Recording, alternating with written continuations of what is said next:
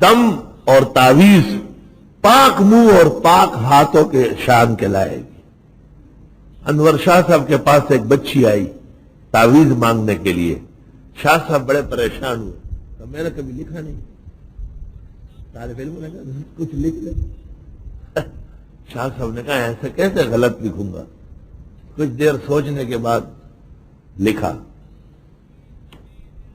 اور وہ کام ان کا ہو گیا فوراً۔